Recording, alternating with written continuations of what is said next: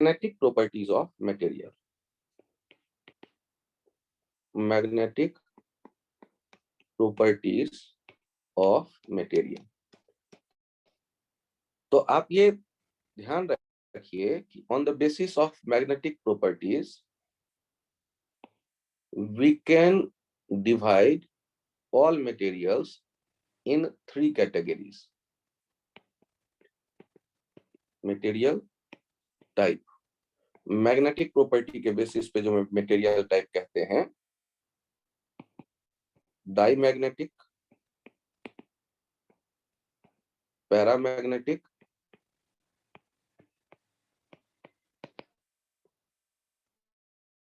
Ferromagnetic.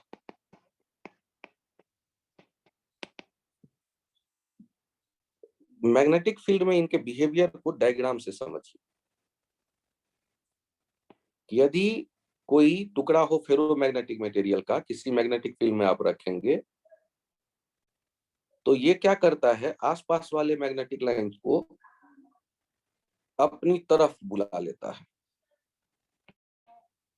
आसपास वाले magnetic line को अपनी तरफ बुला लेता है।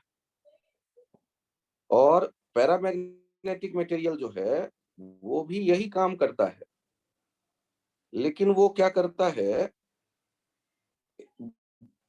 थोड़ा सा कम ये आइडिया, कम ये गुण दिखाता है। अपनी तरफ बुलाता तो जरूर है, लेकिन बहुत ज्यादा नहीं। और डाईमैग्नेटिक जो होता है जस्ट अपोजिट, ये क्या करता है, आसपास आने वाले मैग्नेटिक लाइंस को दूर भगा देता है। ऐसा क्यों होता है ये बाद की बात है, पहले हमने क्या कहा आपसे उस पे फोकस करिए। ये आसपास वाले मैग्नेटिक लाइन को क्या करता है, दूर भगा देता है। आप उस पे फोकस करिए, ये मेन आइडिया है अपने पास। तो आप कैसे अंतर करेंगे, कौन सा मटेरियल डाईमैग्नेटिक, कौन सा पैरा, कौन सा फेरो। तो फेरोमैग्नेटिक हुआ अपनी तरफ बहुत ज्यादा अट्रैक्ट करना, पैरा अपनी तरफ मैग्नेटिक लाइन को अट्रैक्ट करता है, और डाईमैग्नेटिक रिपेल करता है।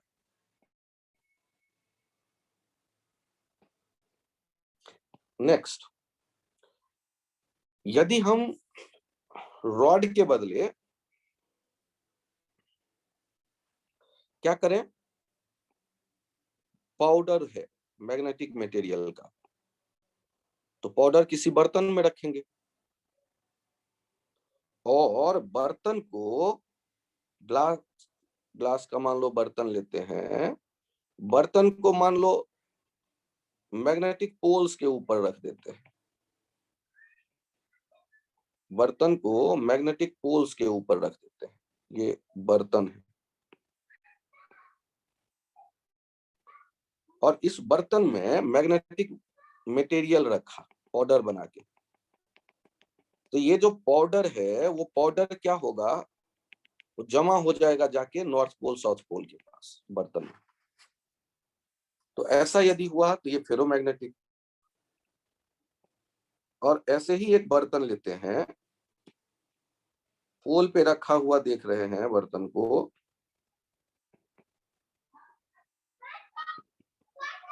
और इसमें जब हम रखते हैं पाउडर, तो इसमें भी वैसा ही कुछ दिखता है। होता क्या है कि इसमें कुछ बीच में भी रहेगा, किनारे में शिफ्ट तो होगा, लेकिन पूरा शिफ्ट नहीं होता है, बीच में भी कुछ रुका रहता है। और जब आप बात करेंगे यही नॉर्थ साउथ रखकर एक बर्तन में पाउडर रखने की, तो पोल पे नहीं जा करके पोल से दूर इकट्ठा होगा बीच में कहीं। तो ये डाईमैग्नेटिक का नेचर है।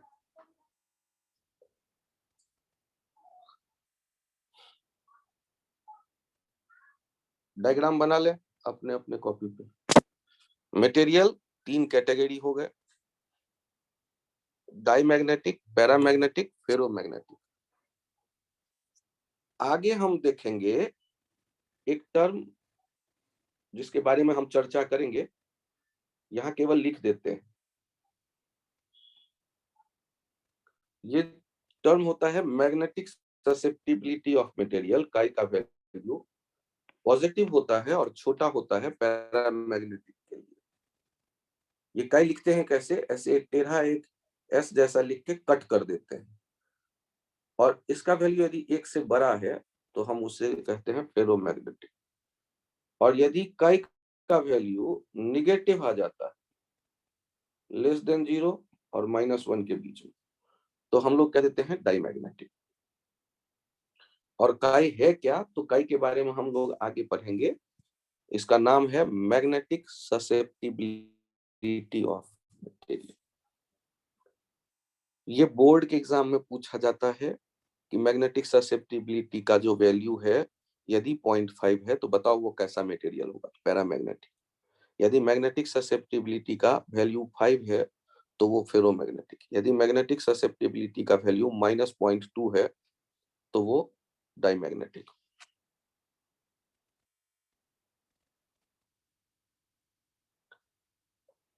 यदि कभी ऐसा होता है, मैं पेज चेंज करूं? Sir 1 minute sir.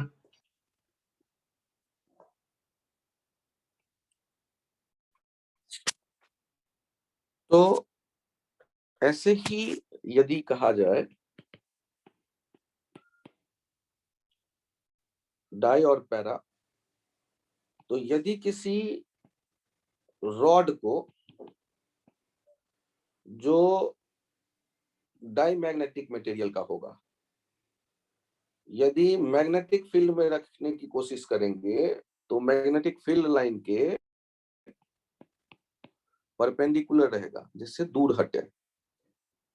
और पैरा या फेरो टाइप का यदि है तो उसकी कोशिश क्या होगी कि मैग्नेटिक लाइन पोल के बीच में रहे, मैग्नेटिक पोल के बीच में ये रॉड पैरेलल होकर के रहे, जिससे मैग्नेटिक लाइन, पैरा और फेरो में लगभग एक जैसा गुण दिखता है ना, इसीलिए पैरा देगा डाई के साथ कंपेयर करने, या फेरो देगा डाई के साथ कंपेयर करने। और पैरा और फेरो में लगभग एक जैसा ही गुण रहता है, और वो थोड़ा ज्यादा डोमिनेटिव होते जो दिखेगा वो फेरो, कम डोमिनेट जो होते दिखे वो पैरा। ऐसा ही दिखता है यदि नॉर्थ पोल साउथ पोल के बीच आप एक यू शेप के ट्यूब में मैग्नेटिक मटेरियल लिक्विड भरते हैं, तो जो मैग्नेटिक मटेरियल लिक्विड वाला जो आर्म पोल के बीच में होगा, वहां से लिक्विड दूर भाग लेगा, जितना ज्यादा दूर भाग सकता है। यदि दूर भाग ले रहा है तो इसका मतलब वो डाईमैग्नेटिक है। यदि मैग्नेटिक पोल के बीच रखे हुए आर्म में लिक्विड दूर भागने के बजाय उस तरफ शिफ्ट हो ले, यदि ऐसा सिचुएशन आता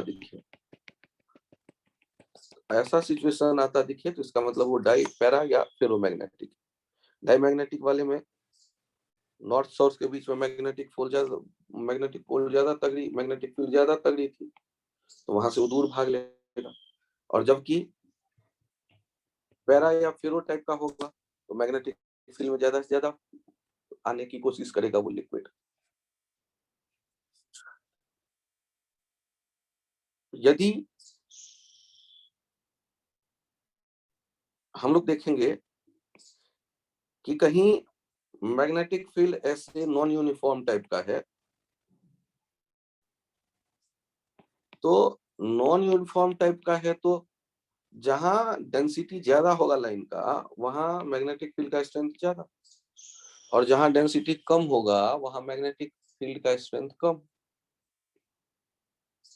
तो यदि कोई ब्लॉक रख देते हैं और उसमें मूव करने की टेंडेंसी है ज्यादा मैग्नेटिक फील्ड की तरफ, और एक या कम कम मैग्नेटिक फील्ड जिधर है उस तरफ मूव करने की टेंडेंसी, और दूसरे में उधर मूव करने की टेंडेंसी है जिधर ज्यादा मैग्नेटिक फील्ड है, तो इससे हम क्या समझ लेंगे कि ये डाईमैग्नेटिक मटेरियल है और दूसरा पैरा या फेरोमैग्नेटिक मटेरियल है। क्योंकि डाईमैग्नेटिक मटेरियल की टेंडेंसी होता है उधर शिफ्ट होकर के जाना जहां मैग्नेटिक फील्ड कमजोर है, और पैरा या फेरो की खासियत होती है कि वो उधर शिफ्ट होके जाना चाहता है जिधर मैग्नेटिक फील्ड का स्ट्रेंथ ज्यादा है। सही, लास्ट वाली लाइन दोबारा बताना सर। मुझे ये बताइए कि यहाँ मैग्नेटिक फील्ड के बारे में सोच समझ के जवाब दीजिएगा। एक पॉइंट है 1 और एक पॉइंट है 2, कहाँ पर मैग्नेटिक फील्ड ज्यादा होगा, कहाँ पर कम होगा? 1 पे जाता होगा सर। ज्यादा होगा।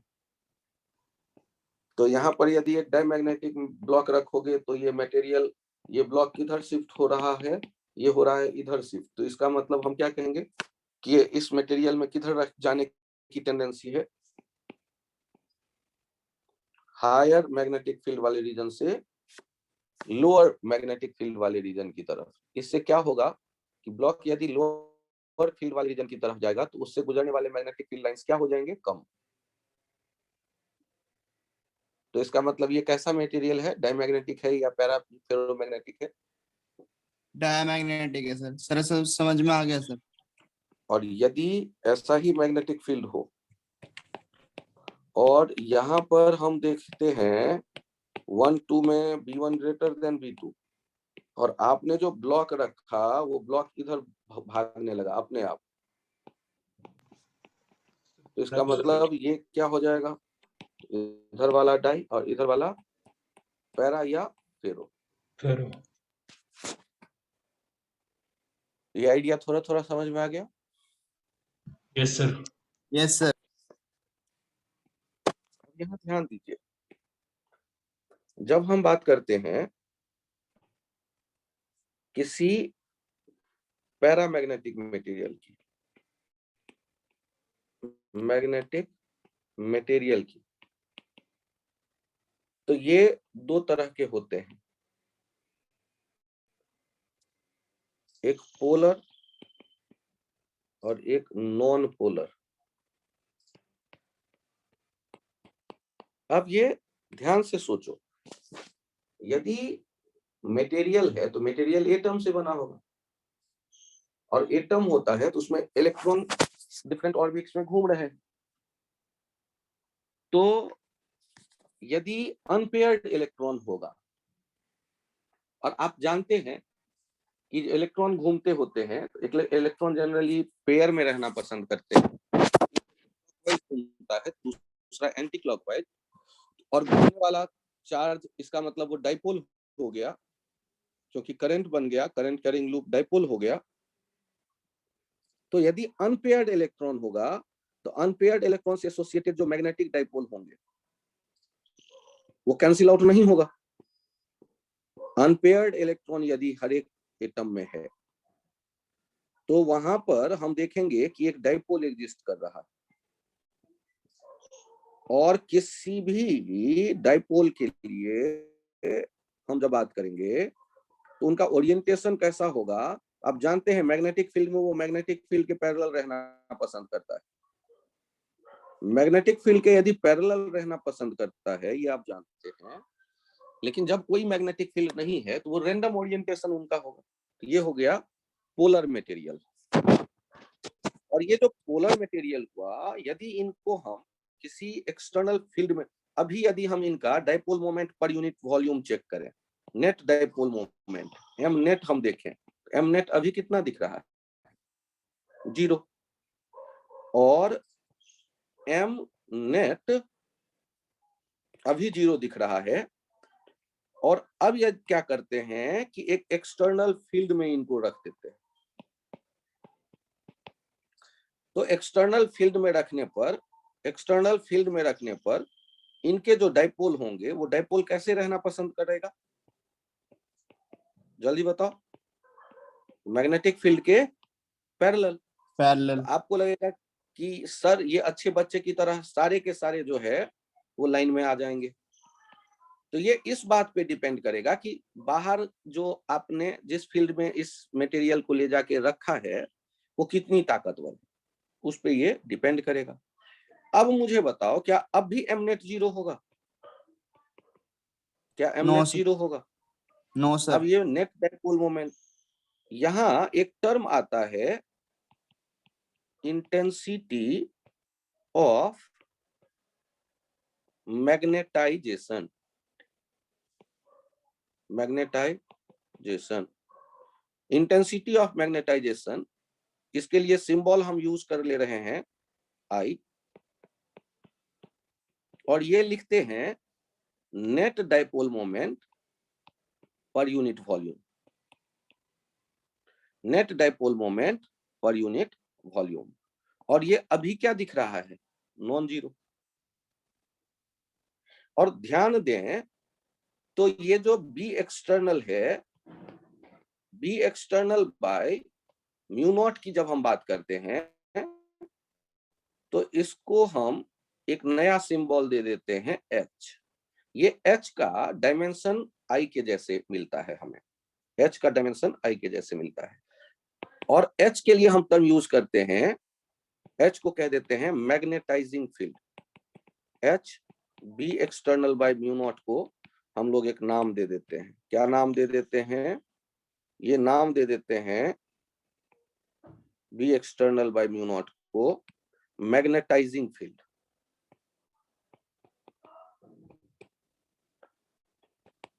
मैग्नेटाइजिंग फील्ड इंटेंसिटी, ये इंटेंसिटी जैसा ही डायमेंशन हो गया, इसलिए मैग्नेटाइजिंग फील्ड इंटेंसिटी।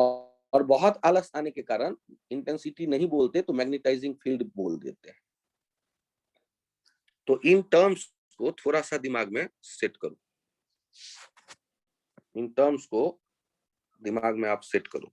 एक रूल अब देख रहे हैं, यदि मैग्नेटाइजिंग फील्ड, मैग्नेटाइज करने वाला जो फील्ड है एक्सटर्नल, ज्यादा ताकतवर होगा तो ज्यादा से ज्यादा जो पैरामैग्नेटिक मटेरियल के डाइपोल दिख रहे थे या मटेरियल के डाइपोल दिख रहे थे वो अलाइन होने की कोशिश करेंगे बी एक्सटर्नल। और यदि कोई प्रपोर्शन का साइन हटाते हैं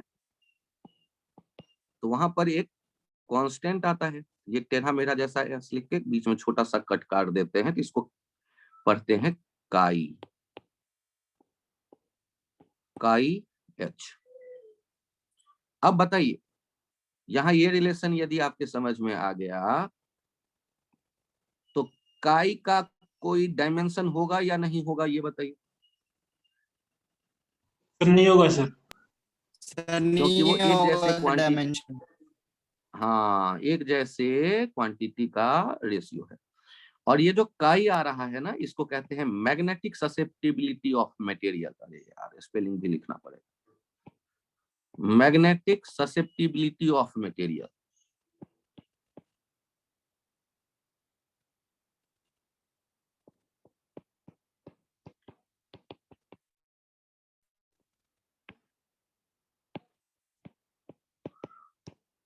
मैग्नेटिक ससेप्टिबिलिटी ऑफ, स्पेलिंग एक बार चेक कर लीजिएगा किताब से, मैग्नेटिक ससेप्टिबिलिटी ऑफ मटेरियल। यदि बाहर वाला फील्ड ज्यादा ताकतवर होगा, ये जो काई है, ये आई जो है वो ज्यादा आएगा, और बाहर वाला फील्ड कम ताकतवर तो ये जो काई है वो कम आएगा।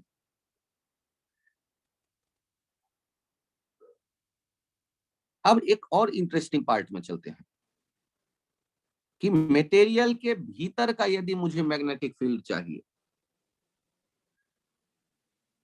तो बी इनसाइड कितना होगा।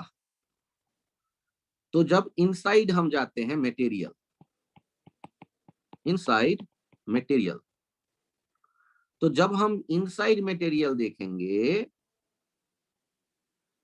तो be inside bye mu not ये किसके बराबर आ जाएगा, आई प्लस एच के बराबर आ जाएगा। अब पूछो मुझसे सर ये आई प्लस एच के बराबर कैसे आपने लिख दिया।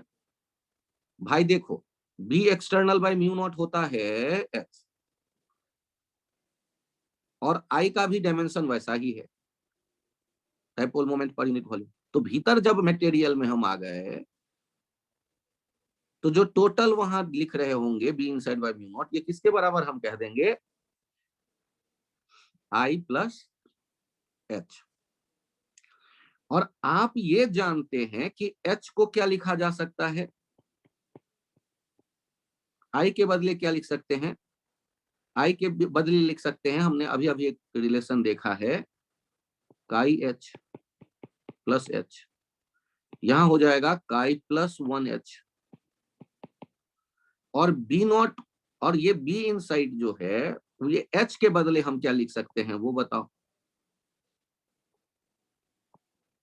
काई प्लस 1, और इसको लिख सकते हैं B external by mu naught, B sir ये external I by mu naught. Plus अच्छा मुझे ये बताओ, मटेरियल में क्या केवल एक मैग्नेटिक फील्ड है या दोनों मैग्नेटिक फील्ड मौजूद होगा, जो डाइपोल मोमेंट के कारण बनता है और वो जो एक्सटर्नल वाले के कारण बन रहा है? सर दोनों ही होंगे। इसीलिए दोनों का सम लिखा है और कोई खास बात नहीं। अच्छा अब यहां देखो, बी इनसाइड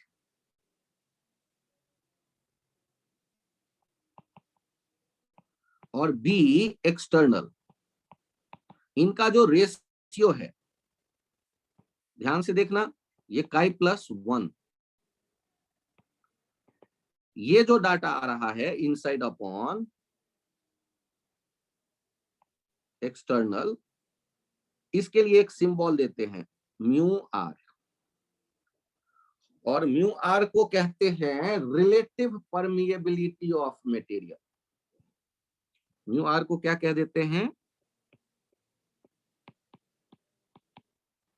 रिलेटिव देखो एक होता था ना magnetic permeability of free space mu naught, और म्यू आर क्या है?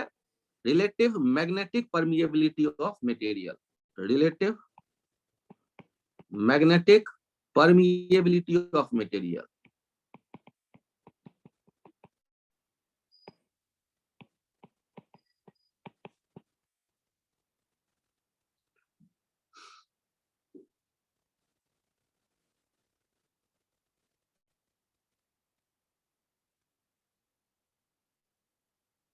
देखो इनसाइड वाला ज्यादा है, इनसाइड बाय एक्सटर्नल जो करते हैं उससे जो नंबर आता है, जैसे डाइलेक्ट्रिक कांस्टेंट के बारे में चर्चा करते थे, डाइलेक्ट्रिक कांस्टेंट वाला केस था जो कैपेसिटर में, वहां डाइलेक्ट्रिक के बारे में कहते थे कि वहां भीतर इलेक्ट्रिक फील्ड कम हो जाती थी और यहाँ मैग्नेटिक फील्ड बढ़ रहा है, तो वहां जितना टाइम्स कम हो जाता था वो डाइलेक्ट्रिक कांस्टेंट कह देते थे, या उसको भी एप्सिलॉन आर कह देते थे,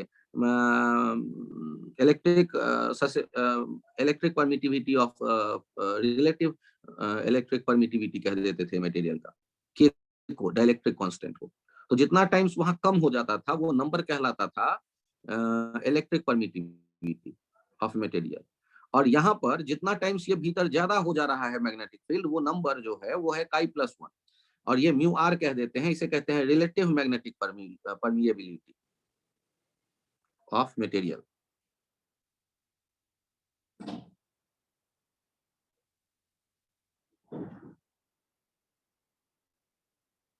आइडिया को मैं एक बार फिर से लिखता हूं, आपने एक रूल देखा I proportional to H, I equals to chi H। दूसरा बात करते हैं B इनसाइड, इनसाइड ये हो जाएगा mu naught I plus H, और ये हो जाएगा म्यू नॉट, I को लिखते थे काई H प्लस H, ये हो गया म्यू नॉट काई प्लस 1 H, ये काई plus 1 into mu naught H, mu naught H को क्या लिख देते थे? काई प्लस 1 इंटू बी एक्सटर्नल, और ये जो बी एक्सटर्नल है ये हो गया म्यू आर बी एक्सटर्नल। यहां से हम लोगों ने देख लिया म्यू आर इक्वल्स टू काई प्लस 1, और ये जो काई है ये म्यू आर है, ये इसे कह देते थे relative magnetic permeability of material, और ये है मैग्नेटिक ससेप्टिबिलिटी ऑफ मटेरियल।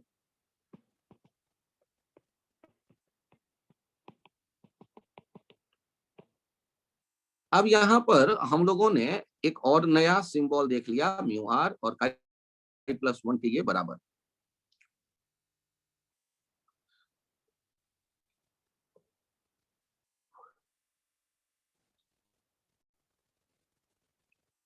एक जब बात करते थे नॉन पोलर डाइलेक्ट्रिक के बारे में, तो नॉन पोलर डाइलेक्ट्रिक के बारे में इलेक्ट्रिक फील्ड में रखने पर वहां डाइपोल एग्जिस्ट करने लगता था। ये पिछले पेज पर आकर के एक काम करो, ये जो पैरामैग्नेटिक मटेरियल के बगल में ये चित्र बना हुआ है ना, इसको हटा दो। नॉन पोलर और पोलर वाला आइडिया हटा दो, ये नॉन पोलर हटा दो, क्योंकि उसके लिए मैं अलग नाम रख के आगे सोचूंगा। पैरामैग्नेटिक मटेरियल, उसमें ये दो टाइप नहीं देखना। पैरामैग्नेटिक मटेरियल का तो यही होगा जिसमें अनपेयर्ड इलेक्ट्रॉन होंगे, उसमें डाइपोल होंगे, लेकिन नेट डाइपोल जनरली 0 दिख रहा है। डाइपोल वहां पर है, लेकिन नेट डाइपोल जो है वो 0 है, नेट डाइपोल मोमेंट। और ये जो किसी एक्सटर्नल फील्ड में रखते हैं, तो डाइपोल मैग्नेटिक फील्ड लाइन के अलाइन होने से वहां मैग्नेटिक डाइपोल पर यूनिट वॉल्यूम हमें मिलता है, जिसे इंटेंसिटी ऑफ मैग्नेटाइजेशन कहते हैं। और वो जिस फील्ड के कारण होता है, वो field upon mu naught H को कहते हैं मैग्नेटाइजिंग फील्ड इंटेंसिटी। दोनों के डायमेंशन एक जैसे। सर एक बार I का बता भी देते डायमेंशन क्या होता है। तो I को आपने लिखा ना m net upon volume. m net को याद करो क्या लिखते थे, I into A upon volume. m net IA type का होता होगा ना, IA टाइप का होता होगा ना डायमेंशन। तो I का जो डायमेंशन इंटेंसिटी ऑफ मैग्नेटाइजेशन का देखेंगे, तो ध्यान से देखो ये क्या हो जाएगा, एम्पियर मीटर हो जाएगा। सर ये एम्पियर मीटर नहीं समझ में आया, ध्यान से देखो ना, m⁻�0, एरिया का मीटर स्क्वायर, वॉल्यूम का क्या हो जाता होगा, एम्पियर पर मीटर होगा सर। Ampere per metre. तो एम्पियर पर मीटर आ जाएगा इसका यूनिट, एम्पियर पर मीटर इसका यूनिट आ जाएगा, और यही H का भी यूनिट होगा। और काई तो वैसे ही डायमेंशनलेस है।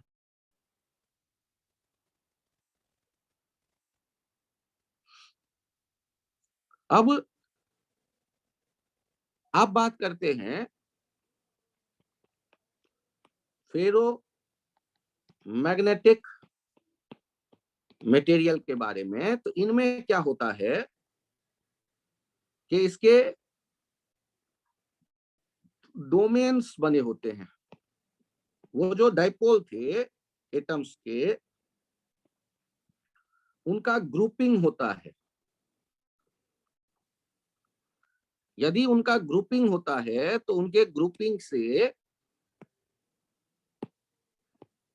हम एमनेट जो पहले देख रहे होते हैं वो 0 ही रहता है, लेकिन एक्सटर्नल फील्ड में रखने पर,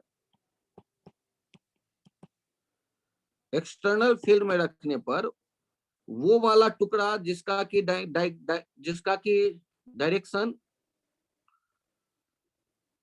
डायरेक्शन उसके मैग्नेट एक्सटर्नल फील्ड के डायरेक्शन में होता है, वो वाला टुकड़ा बड़ा हो जाता है, और बाकी वाले जो होते हैं वो छोटे हो जाते हैं। तो बाकी वाले छोटे हो जाने के कारण हमें नेट डाइपोल मोमेंट अब नॉन जीरो दिखने लगता है, और फिर वो सारी कहानी एज इट इज वैलिड है। ये ग्रुपिंग जो होता है वो ग्रुपिंग इलेक्ट्रोमैग्नेटिक कपलिंग के कारण ग्रुपिंग होता है, grouping due to electromagnetic coupling, grouping, domain formation, domain formation को ग्रुपिंग कहते हैं, due to electromagnetic coupling between adjacent atoms, between molecules। इससे ज्यादा डिटेल अपने सिलेबस के स्कोप में नहीं। वो जो अलग अलग एटम था ना डाइपोल, वो अलग अलग नहीं, यहाँ ग्रुप्स में है। एक ग्रुप का लेफ्ट से राइट, एक ग्रुप का अप, एक ग्रुप का लेफ्ट, राइट टू लेफ्ट, ऐसे डाइपोल मोमेंट है। और जब हम एक्सटर्नल फील्ड में रखते हैं तो एक डोमेन बड़ा हो जाता है जो उस डायरेक्शन में आता है, और एक्सटर्नल फील्ड से हटाते हैं तो इनका ये डोमेन तुरंत अपना साइज पुराने वाले पे नहीं पहुंचता, धीरे धीरे पहुंचता है। तो इसीलिए किसी लोहे को किसी चुंबक के साथ रख देते हो, आयरन को किसी मैग्नेट के साथ रख देते हो, तो उसमें जो मैग्नेटिक प्रॉपर्टी आ जाती है वो तुरंत गायब नहीं होता। मैग्नेट से हटाने पर कुछ ना कुछ वो रिटेन कर लेता है, क्योंकि उसका डोमेन बड़ा हो गया और वो डोमेन अपने आप छोटा नहीं होगा, या तो अपोजिट डायरेक्शन के मैग्नेटिक फील्ड में आए या धीरे धीरे वो कम हो जाएगा अर्थ के मैग्नेटिक फील्ड के प्रभाव से।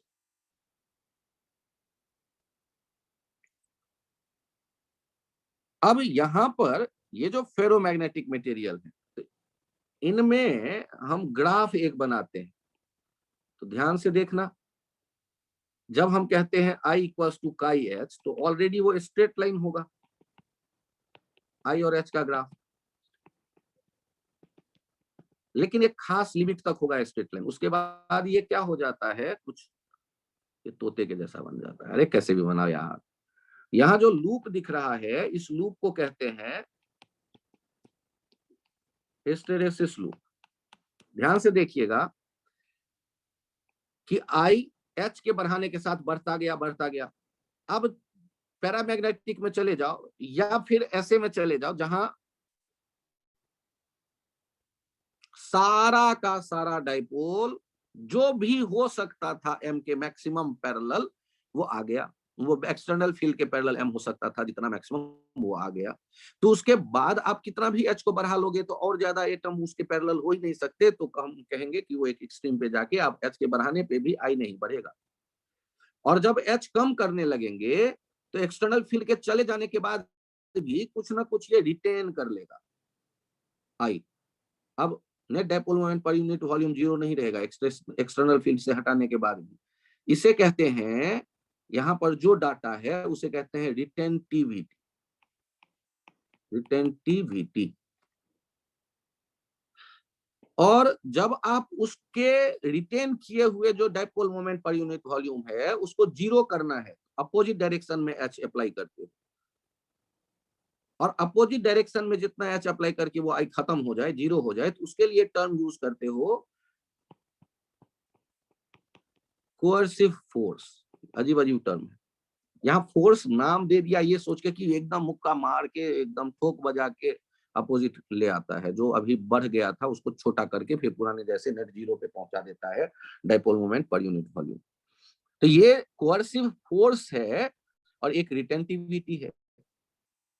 अब आप मुझे बताइए कि यदि आप चाहते हैं परमानेंट मैग्नेट बने, फॉर परमानेंट मैग्नेट,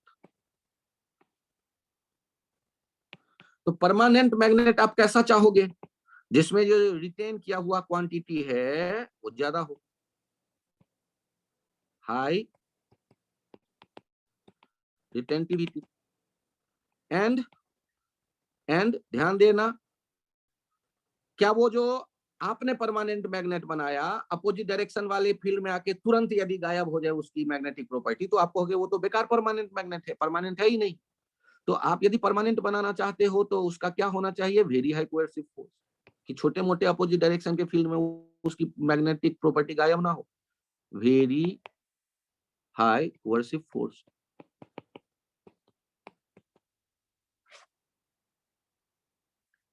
अब बारी आता है कि ये सोचने की, ये तो था एक परमानेंट मैग्नेट की कहानी। यदि आपको टेम्परेरी मैग्नेट बनाना हो,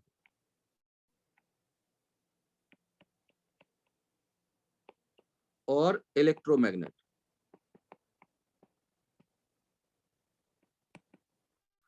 तो टेम्परेरी और इलेक्ट्रोमैग्नेट की यदि हम बात करते हैं तो इसके लिए क्या होना चाहिए, तो हम चाहेंगे टेम्परेरी मैग्नेट बना रहे हैं तो ज्यादा रिटेन करके ना रखे और तुरंत ये अपना इसकी मैग्नेटिक प्रॉपर्टी जो है वो गायब हो जाए अपोजिट फील्ड डालने पे। तो हम कह देते हैं just opposite, low retentivity and low coercive force, low retentivity and low coercive force। अब सोचो हमसे यही पूछ देता है कि परमानेंट मैग्नेट के लिए क्या प्रॉपर्टी चाहिए। तो आई जो है वो रिटेन जो रख लेता है एच के हटा देने के बाद भी, एक्सटर्नल फील्ड के हटा देने के बाद भी, तो वो है रिटेंटिविटी। रिटेंटिविटी ज्यादा होगा मतलब उसमें परमानेंट मैग्नेट बनाने की काबिलियत है। और आपको अपोजिट डायरेक्शन में जब फील्ड डालते हैं तब उसके जो रिटेन किया हुआ क्वालिटी है वो गायब हो जाए, तो उसके लिए जितना मिनिमम एच चाहिए होता है उसे कहते हैं कोएर्सिव फोर्स। तो वो यदि हाई है तो आसानी से जाएगा नहीं मैग्नेटिक प्रॉपर्टी यदि रिटेन किया हुआ है छोटे मोटे फील्ड में आने पर। और यहाँ जो एरिया आता है, area of loop is proportional to energy loss during magnetization and demagnetization process.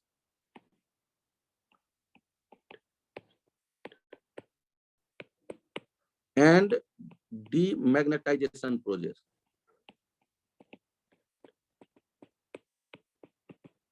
तो यदि किसी मटेरियल का आपको टेम्परेरी मैग्नेट बनाना है, इलेक्ट्रोमैग्नेट बनाना है कि स्विच ऑन करें वो मैग्नेट बन जाए और स्विच ऑफ करें मैग्नेटिक प्रॉपर्टी गायब हो जाए, तो जितनी बार उसको मैग्नेटाइज और डीमैग्नेटाइज करेंगे उतनी एनर्जी लॉस होगा, उतना वहां हीट जनरेट होगा। तो आप यदि हीट लॉस मिनिमाइज करना चाहते हैं तो ऐसा मटेरियल ढूंढिए जिसका जो लूप का एरिया आए वो क्या हो जाए, वो कम एरिया वाला, पतला कम एरिया का, कम एरिया का लूप होगा तो उसमें से एनर्जी जो लॉस हीट के फॉर्म में आएगा वो कम डेवलप होगा।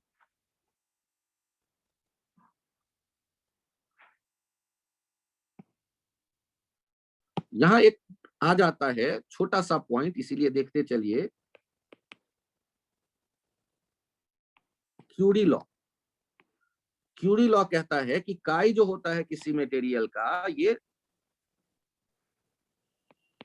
Of paramagnetic material chi is proportional to 1/t,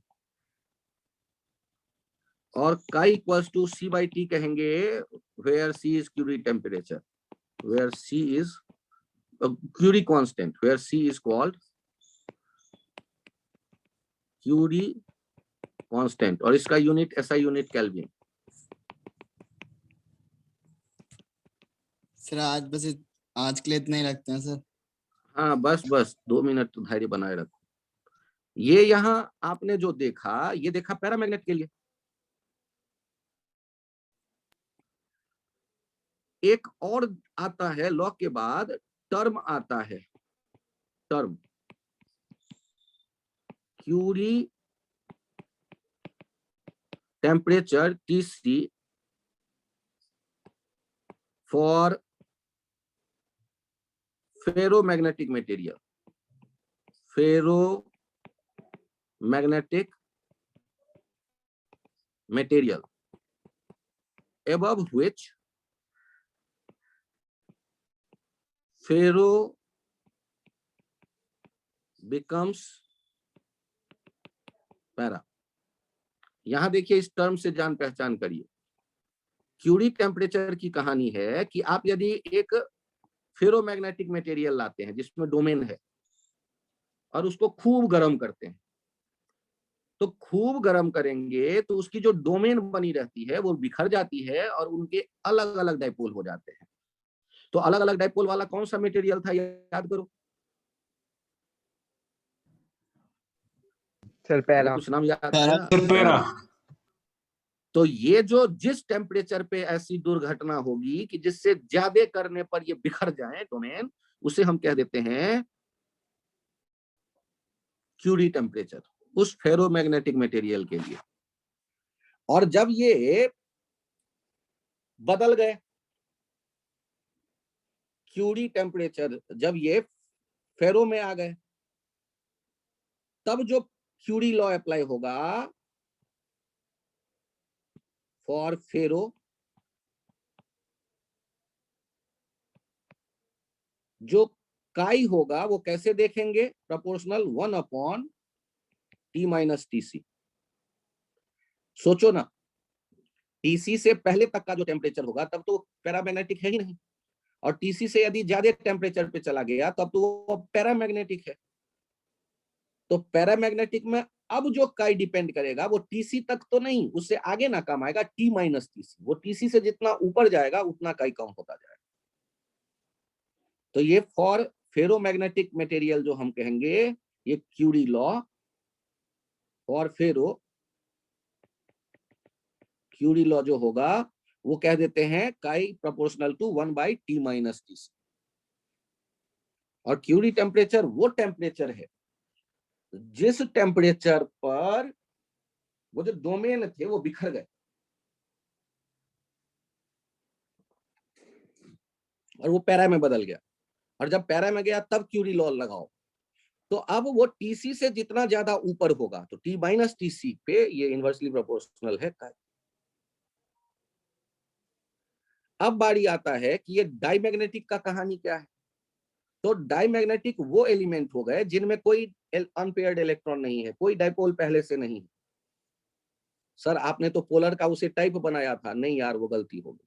वहां पोलर वोलर नॉन पोलर ये डाइलेक्ट्रिक में चलता है, यहाँ पर उसके लिए नाम दे दिया गया है डाईमैग्नेटिक मटेरियल। जब आप उस एक्सटर्नल फील्ड में वैसा मटेरियल रखते हैं जहां कोई डाइपोल नहीं है, वहां डाइपोल इंड्यूस्ड होता है और लेंज लॉ से वो इंड्यूस्ड होकर के वो ऐसा फील्ड बनाएगा जो उस मैग्नेटिक फील्ड के अपोजिट हो।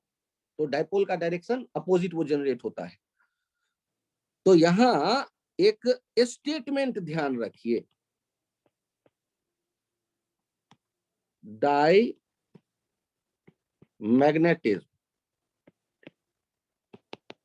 is only property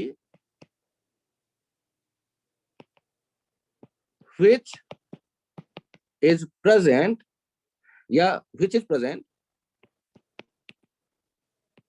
in all materials, die, para and ferro.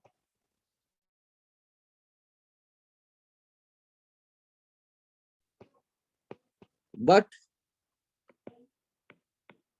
it is observed, but it is not observed in para or ferro due to dominant paramagnetic properties.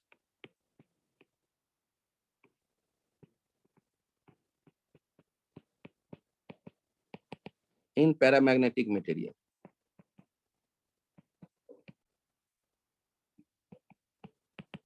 और ferromagnetic property dominate कर जाता है ferromagnetism वाले material में, तो वहां भी हम डायमैग्नेटिज्म नहीं देख पाते, हम देख नहीं पाते, लेकिन है वहां भी। तो डायमैग्नेटिज्म एक लौता ऐसा प्रॉपर्टी है जो पैरामैग्नेटिक मटेरियल में भी होता है और फेरोमैग्नेटिक लेंज लॉ हर एक जगह होता है।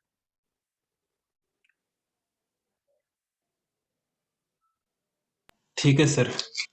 ठीक है ना, बस ये तीसरी टॉपिक कंप्लीट। ये जो था मैग्नेटिक प्रॉपर्टीज ऑफ मटेरियल। तो सर पता कैसे चला कि ये प्रॉपर्टी होती है जब दिखता ही नहीं है? तो तुम्हें क्या लगता है कि तुम्हें पढ़ने के लिए कहा जाता है, तुम्हारा मन कहता है ना नहीं पढ़ेंगे, तो क्या मेरा मन नहीं करेगा ना नहीं पढ़ेंगे? तो हर एक का मन करता है। ऐसे ही लेंज लॉ जो है, तो लेंज लॉ तो हर एक जगह एप्लीकेबल है ना।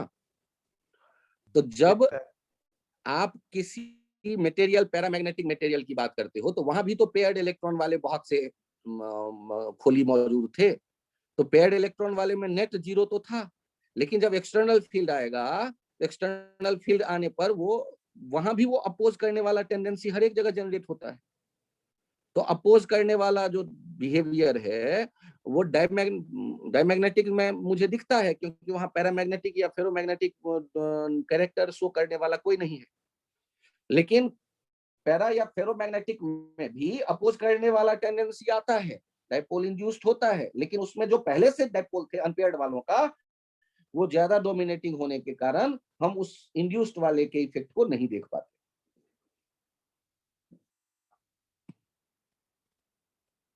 तो ये Yes, sir, आ गया। स्टेटमेंट पूछ देता है कि डाईमैग्नेटिज्म कौन सा ऐसा प्रॉपर्टी है जो हर एक मटेरियल में है। तो डाईमैग्नेटिज्म जो है वो हर एक मटेरियल में, और पैरामैग्नेटिज्म, फेरोमैग्नेटिज्म ये उस मटेरियल में भी है लेकिन ऑब्जर्व नहीं किया जा पाता।